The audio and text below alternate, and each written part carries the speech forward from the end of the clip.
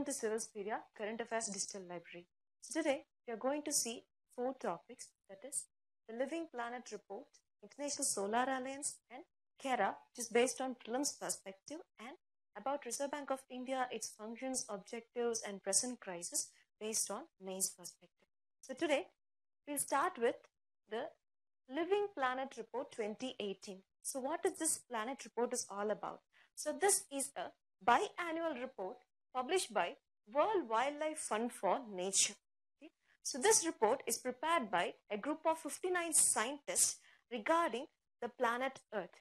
So they have estimated it as a massacre of wildlife because it has nearly extincted close to 60% of wildlife from 1970s. So they have tracked nearly all the animal kingdom species from mammals to amphibians, and they had said that the worst affected regions of this report is the tropical regions, which is Northern and Central America. So that has decreased to about 89% of degradation. Even the wetlands, you can see, so wetlands had decreased to 87%. So that was a woofing amount. Then they have also said that the global ecological footprint has increased towards 190% from 1960. So what is this global ecological footprint? This is the human impact on the biodiversity, so which has increased to 190%. The scientists have called it as a sleepwalking towards the edge of the cliff, or they have even called it as an ecological credit crunch. Ecological credit crunch. So which means humans are exploiting the natural resource more than it can reproduce itself. So we are facing an ecological credit crunch, as well as we are facing the 6th mass extinction, particularly done by Homo sapiens. Even the freshwater species has decreased to 83%. So what are the main drivers for this degradation of biodiversity? So they call as overexploitation and agriculture. So even India is a great contributor for environmental degradation according to this report. So this report, what are the things they have focused? They have focused on 2 main important things. So one is soil biodiversity, another one is pollinators. So this soil biodiversity deals with microorganisms like microfauna and also macrophonas. So microfauna example are nematodes, and macrofauna like ants, termites, and they are the important contributors for the soil biodiversity. So we can see the pollinators, example bee, wasps, they contribute to biodiversity. So according to this report, so what they are expecting is they want a convention like Paris Climate Convention for sustaining this biodiversity. They also stresses that conservation is not focused only on the megafaunas like pandas or tigers. They wanted to conserve the food web, without which the nature can't be conserved and human life cannot be survived. So this is the most important topic. So this report is a biannual report published by World Wildlife Fund. So we have to know what is World Wildlife Fund. So this is based on Prelims perspective. So let's see what is World Wildlife Fund. So this is an international non-governmental organization. It is not based on UN. So it is a non-governmental organization. It works with closely 100 countries in order to conserve the biodiversities. So we can see its headquarters in Gland, Switzerland. So their area of interest are like food, climate, oceans, everything. They focus on conserving environments. Now, we can move on to our next topic. So, International Solar Alliance. So, this alliance was started in the year 2015 during the Paris Climate Convention by India and France. So, we can say as this is the first international as well as an intergovernmental organization ever formed by India. So, its headquarters is also in India, which is in Gurugram, Haryana. Okay. So, why this is important? Because we can see the objectives of International Solar Alliance. So first one is they wanted to create over 3000 gigawatt of global capacity of solar energy, and also they have to invest nearly $100 billion on solar energy within the year 2030. Okay. So what are all the countries involved in this International Solar Alliance? So we can say it is 120 countries which lie partially or fully between Tropic of Cancer and Tropic of Capricorn. So why this is important in news? Because the first assembly of International Solar Alliance has conducted in New Delhi recently. So this is important news.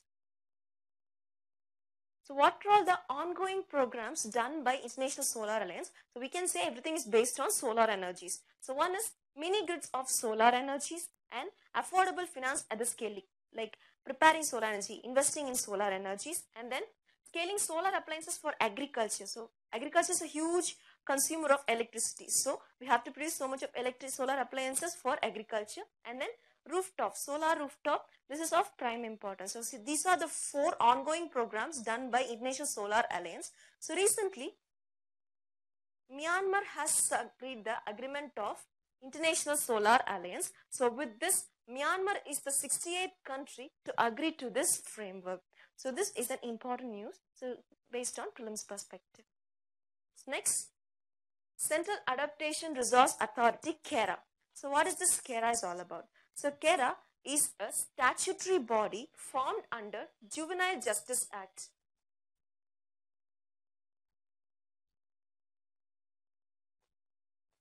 2015.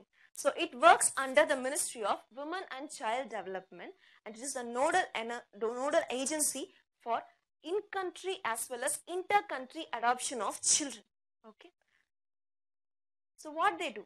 They work under the Hague Convention on Inter-Country Adoption to 1993. It was ratified by India in the year 2003. So how they adopt? They adopt the orphan children, abandoned children, and also the children who are surrendered before the agencies which are recognized by this CARA. So why it is important in news? So we have seen 3 newses regarding CARA in recent times. So one is Jan Sampark Yojana. So this was launched last year. It is like a participation of all the stakeholders involved in child adoption, and they discuss about the welfare of the adopted children. The next one is Rajesh Bindal Committee. So this is based on the removal and retention of inter-country adoption of children. So this was conducted by Ministry of Women and Child Development, and the most recent news is the Women and Child Development Minister Maneka Gandhi has requested the Missionaries of Charity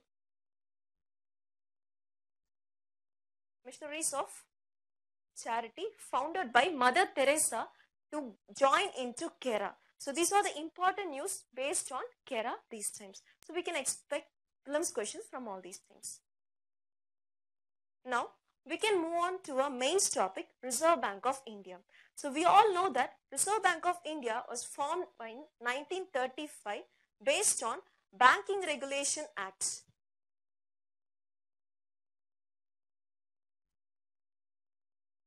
1934. So this was nationalized in the year 1949. So Reserve Bank of India is also known as Central Bank. So what are all the objectives of this RBI? So we can see these are the objectives, like maintaining the internal currency value. So they have to stabilize the rupee value within the country, and they also preserve the rupee from getting depreciated. We can also see the price stability, which is nothing but inflation control. So these are all the objectives of Reserve Bank of India, and promoting economic growth as well as promoting financial institutions like banking corporation and non-banking financial companies. So what are all the role of RBI? So we can see the role of RBI is issuer of notes. So RBI enjoys the monopoly of printing and issuing the currency note except 1 rupee. So which is printed by Ministry of Finance. Then we can see it is a banker to the government, because RBI performs the functions of both states as well as centers and also lend to the government. Then we can see the banker's bank. It is nothing but it lends to commercial banks like SBI and other banks. if they are in need of money like repo rate, reverse repo rate, etc. Then they are also the controller of credit. So controller of credit is nothing but the monetary policy.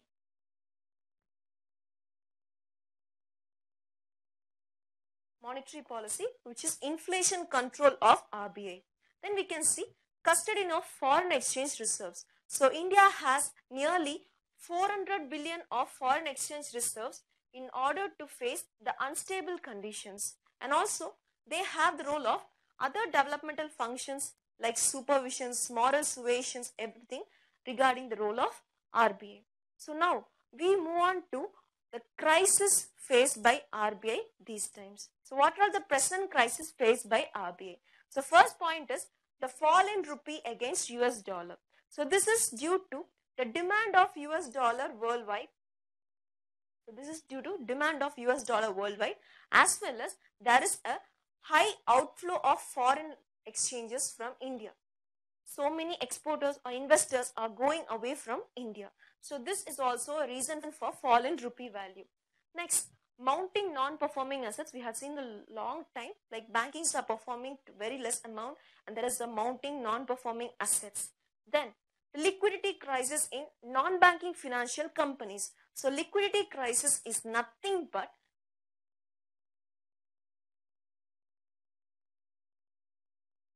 flow of cash gets reduced. So there is a less flow of cash.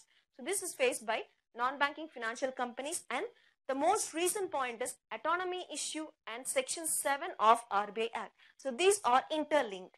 So there is a huge tension about the autonomy of Reserve Bank of India because central government is planning to invoke section 7 of RBI Act. So what is this section 7 of RBI Act? It has never introduced anywhere, even during 1991 crisis. So what is this section 7? So it is nothing but the exclusive power of central government to consult or give instructions to the RBI in case of emergency or public interest. So this actually curtails the freedom and autonomy of RBI. So these are the present tensions. Even Arun Jaitley has slammed the RBI, and also RBI governor is about to resign if this section is invoked. So these are the recent news, and these are the recent crises faced by RBI. So what are the way forward for this crisis? So we can see anything can be solved by consultation. So hence there must be a high quality consultation between all the stakeholders so that the problems can be solved and we can have a breathing space for RBI to get its autonomy and follow its monetary policy in controlling the inflation. Then check increased demand of American dollars. This can be done by increasing the export and decreasing the import. So this will help in checking the American dollars and also attracting investors, so that will strengthen the rupee and prevent it from depreciation. Next, stable crude oil prices. This is happening now. The crude oil price is getting stabilized. So this will also help in easing this tension. Then open market operation of government bonds. This is about to done by RBI. It is even planning to infuse cash flows by means of this open market operations. This will solve the liquidity crisis of non-banking financial companies. Then we have to withhold this foreign investors from equity markets, because so many foreign investors are leaving this equity markets. That leads to increasing American dollars demand and also decrease in foreign exchange reserves. Next, rationalizing the independence of monetary policy, because RBI must have its breathing space to function. Without that, it can't function and it can't solve the monetary policy issues. So hence, there must be a rational idea in solving the issue rather than chit-chatting. Okay. So with this, I conclude this topic. So thank you. Have a nice day.